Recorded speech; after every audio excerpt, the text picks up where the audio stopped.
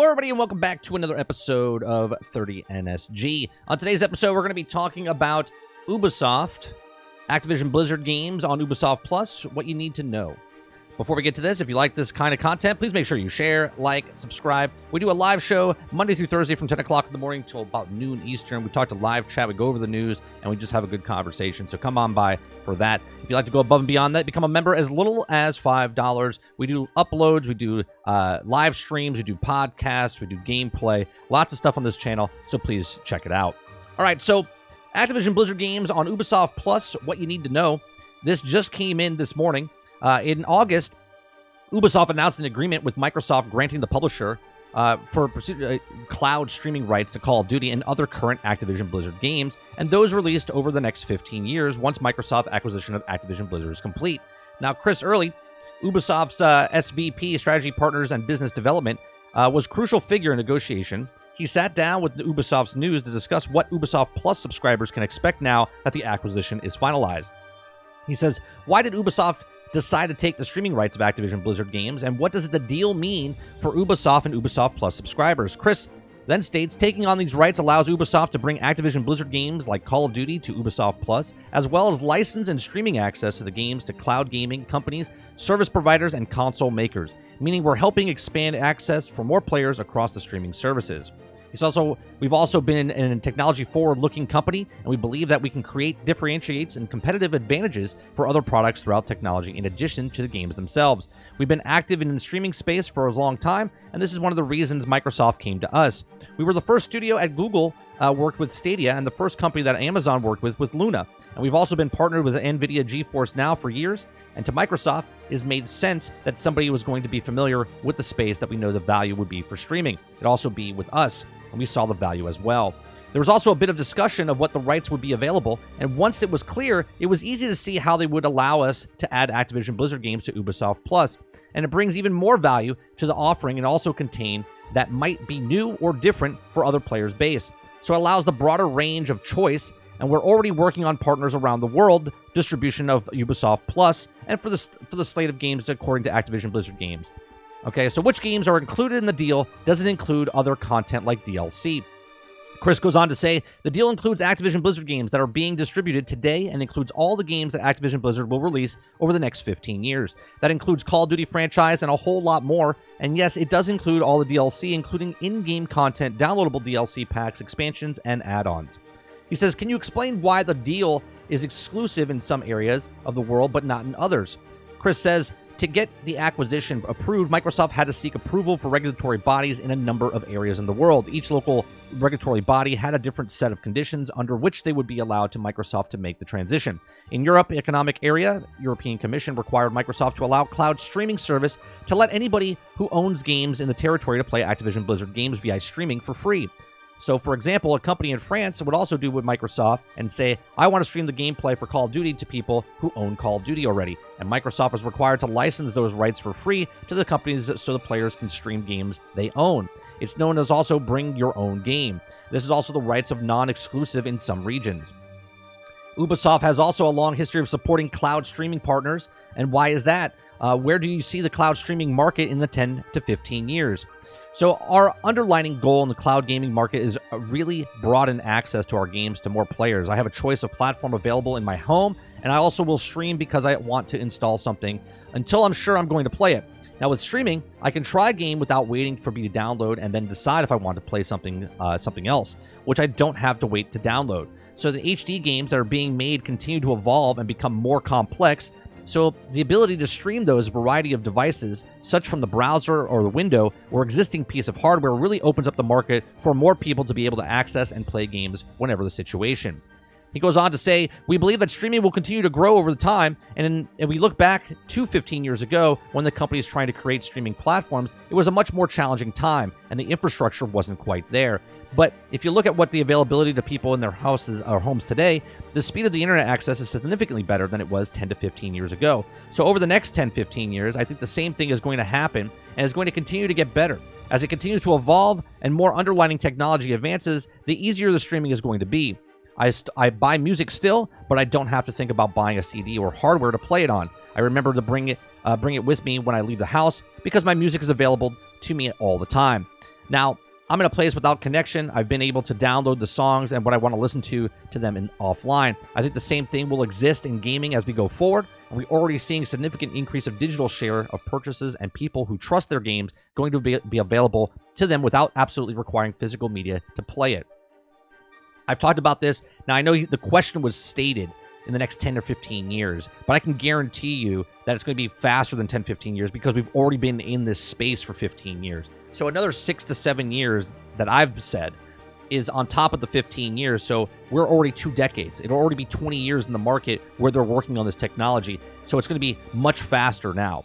So what do you think of the future of physical media in games? Chris says, there's a collector's edition market, and there's also an aspect of gifting physical items and allowing access to people who are able to easily purchase a game in store and gift them to a friend or family. Some people will always want their own physical disc, and I just don't think it's going away. I do think physical sales might get lower over time, sure, but will also be it'll never ever completely go away. I don't think so. Now, we've also seen an article, if you guys have been following my channel, we just talked about Best Buy announcing, it's a rumor, but announcing, rumored, I should say, that they're getting rid of physical media in 2024. Now, this happens to go with movies right now, with Blu-ray. They're not going to do any physical media online or in the stores themselves. So video games, I'm not going to say are following suit right away, but they will follow the same suit, the same fate as movies now.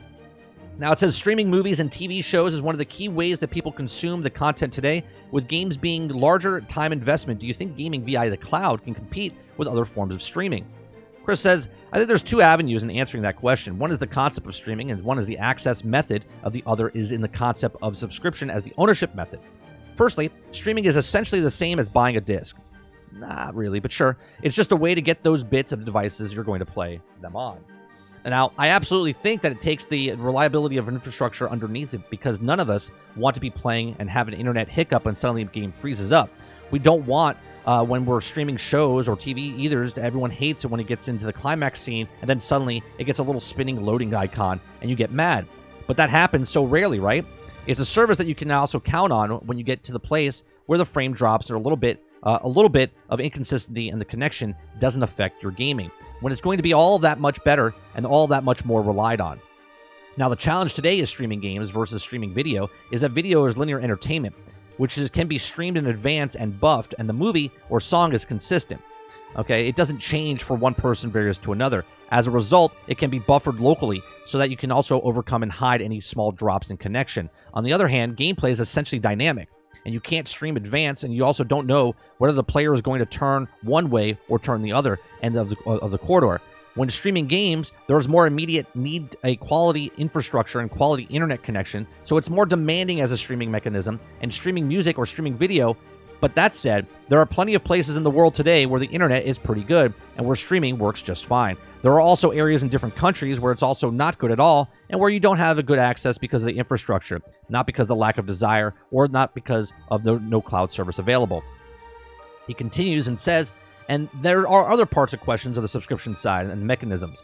Okay, we also believe that this is why we went out and made Ubisoft Plus. We're all with a few companies in the video game space is enough breadth of content to support its own subscription service. We're seeing a broader range of subscription services in games, and I think it will continue. Not everyone has adopted subscriptions or consumer side at this point, and I don't think absolutely everybody will. People are going to choose what makes sense for them, and I view our jobs as providing various meanings of access to our games. Underneath it all, the primary function as a company is to make great games, and that we also also get them into the hands of many people as possible. And some of those people want to subscribe and get their games accessed that way, and great. If some people want to buy physical games or download, great. The more people that you can get access to your games, the more choice that they will have, and then shows we're doing our job well. I just talked about this. A lot of people think when I say the market is going to be majority, they think it's going to be like 60%, 70% cloud streaming. That's not what it is. Right now, there's digital and physical media. Okay, cloud gaming is that third entity that comes into play. Where right now, let's just say digital is 51%, and then physical is 49%. Okay, that's 100%. But then you add cloud gaming in there. The majority now goes from 51% to 34%. So if there's 3 different markets, okay, cloud gaming, physical, and digital. cloud can overtake the other ones because it's a convenient factor. Now, people look at this and said the infrastructure is not there, but the places that there are infrastructure, and it is good, there's millions and millions of people there. Where the people where they're out in the rural areas, there's not millions and millions of people there. There's hundreds of thousands of people there. So if they get the places where people play the most video games in large cities and whatnot, not to say that people don't play games out in the rural areas, but if they hit those places up first, there is a percentage that will be able to play cloud gaming.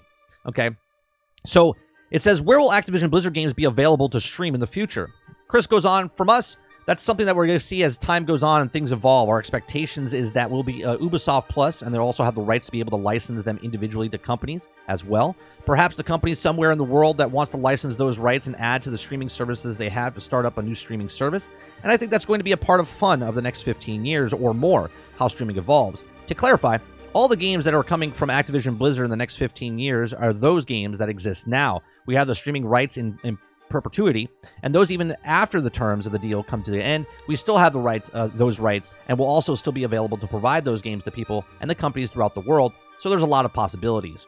He says, when are players expected to be able to play all these games on Ubisoft Plus?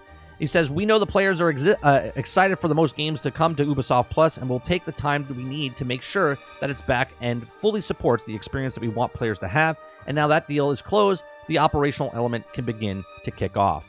So here you go. They just went through. Ubisoft comes out. They've already had an interview, and they said, look, it's coming to the cloud gaming. This will be sooner rather than later. I don't think we're going to talk about this time next year that Ubisoft Plus is starting to get Activision games. I think 2024 comes out, and they come out hitting the ground running. I think this is interesting to see how fast they're going to move now. I mean, fast. It's been 2 years since they announced that they're buying Activision Blizzard. Microsoft announced that they're going to buy Activision Blizzard King. And here we are. It's now closing out. Let me know what you guys think in the comment section down below. Obviously, we're pushing back. I'm an older gamer in this game space. You could be 50, you could be 60, you could be 70. We've all been playing games. If you started in the 80s, we've all been playing the game the exact same amount of time, late 70s, early 80s. So we are the generation that wants physical media. We're the generation that believes that consoles will always be here. But the realization is that cloud gaming is coming, and it's coming now more prominent than ever before. More people are out there. There's multiple companies out there. People look at Google Stadia as a failure, but it was just a stepping stone to test the waters out, and everybody else is doing it. And NVIDIA, Luna, Xbox, now PlayStation. So most of these people, now Ubisoft has been doing it very well with multiple companies.